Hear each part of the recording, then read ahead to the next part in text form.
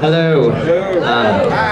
Thank you guys for coming out tonight. It's really kind of amazing how many people we ended up with. I think we got a count late in the evening and it was like 250 at least, so I mean...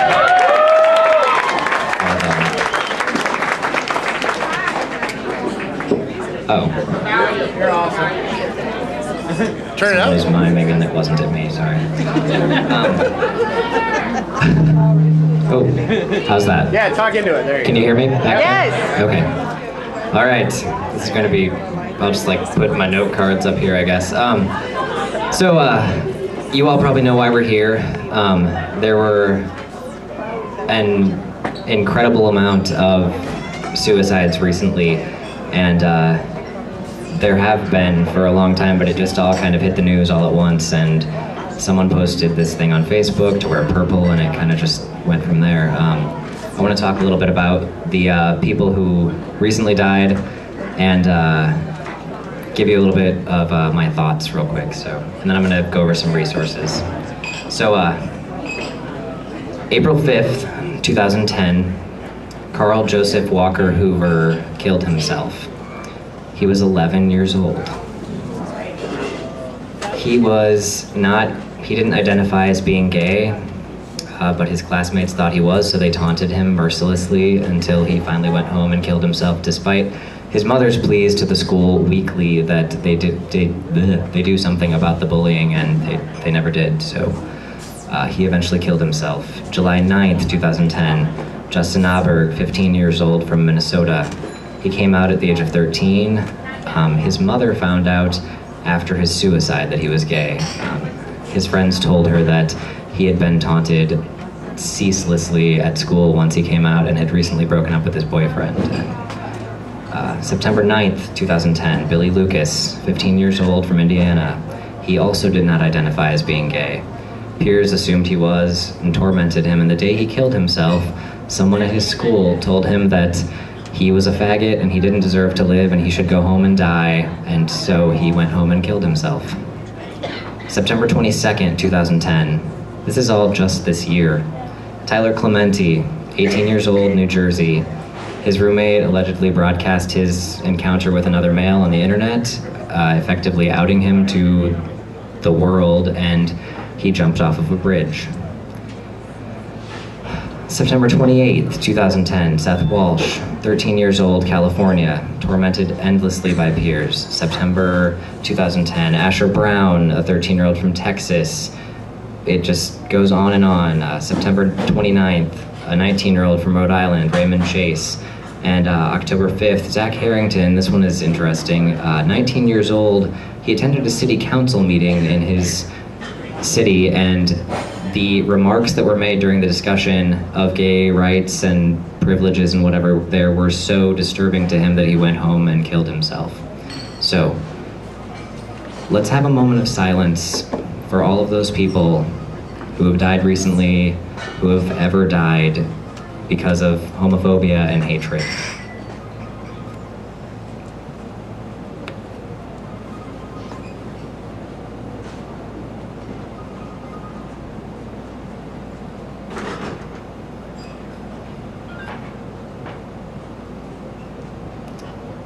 This is a somber day. So many lives have been lost, and so many young people and people of all ages are still afraid to be who they are. I'm overwhelmed by how many people are here. I mean, I had written this speech yesterday, and I'm really, really legitimately overwhelmed by how many people are here and how many people I've seen wearing purple today, and how incredible it is that our community came together at a moment like this. It's just incredible. I'd like to thank that person. This is way too high, sorry. I'd like to thank that person or these people who put out the call to wear purple today. I don't know who they were, but they certainly had the right idea in mind to bring us together to honor these youths who recently died. I contacted Mary's and Basix because I wanted to go a little bit further, take another step. So we're here together, this outpouring of support, 250 plus people, and we're going to have information and resources available afterwards. There are so many great groups here to provide information to at-risk youth. And we're going to be doing video recordings for the It Gets Better project. which I'll talk about in a little bit. And then we're gonna go home. But if I don't do anything else tonight, I wanna leave you with something that you can take home, something more than a card or a brochure. Our vigil, our purple shirts, our very presence here tonight is an incredible honor to those youths who have died. I'd like to remind you of Tyler Clementi. Not because he's probably the most publicized of all of the recent deaths or because he was one of the most recent, but I want to draw your attention to why it is that he died. Tyler Clementi was outed. It was a horribly invasive thing, and it must have been incredibly embarrassing. But the bottom line of his situation is that his homosexuality was exposed. And that alone, the realization that his friends would know, his family would find out, his peers would potentially turn their backs on him, that there would be no more hiding, that alone caused him to take his own life. Just that. Now I know that many of you, most of you, I would assume, are out and proud, gay, lesbian, etc. people, and I think that most of us are happier because of that. I am. But Tyler Clementi went to a school, and we live in a world where the very experience of being found out is so devastating that some young people are making the very last decision that they will ever make. People are dying because we live in a world where it is so not okay to be gay. Young people are they're choosing to end their lives rather than continue living with the shame, the endless bullying and abuse, the condemnation and the fear. Tyler Clementi died because of that fear. Or maybe he knew how people would react. He knew that his friends would turn their backs. He knew that his parents would condemn him.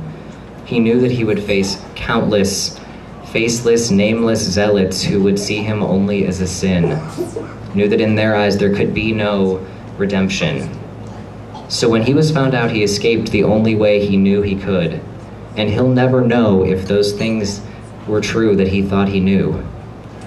We have got to stop this fear. We've got to change the world. I know I'm preaching to the choir. You're all here after all, but we are all we have. We must protect ourselves, and we have to protect each other. And as has been made so painfully clear, we have to protect these young people who have no one else.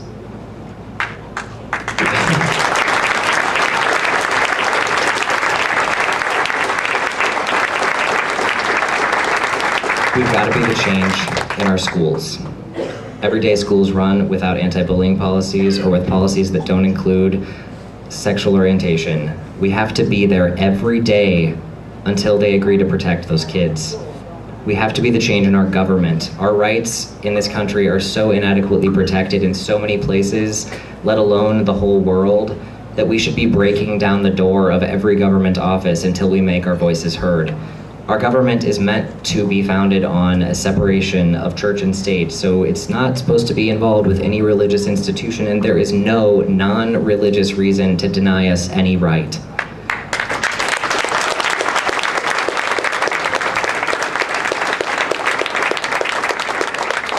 Above all, we have to be the change for people first.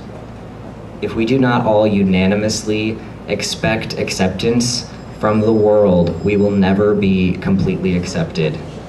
We need to affect change in every interaction that we have with every person until any person we have ever met realizes that we are no different from them. We are people too. We are no different, and we are no more different from them than they are from us, and that is what makes us all the same.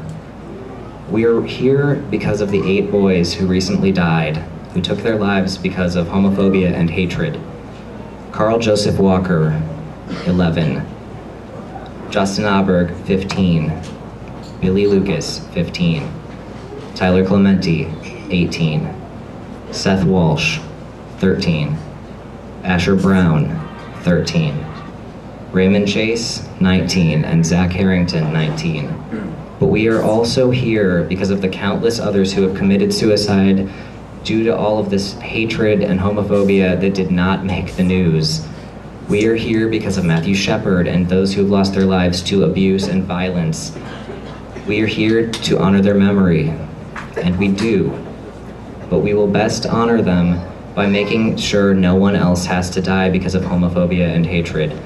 We will best honor them by changing our world together, one step at a time. We had to start somewhere, and our first step is here.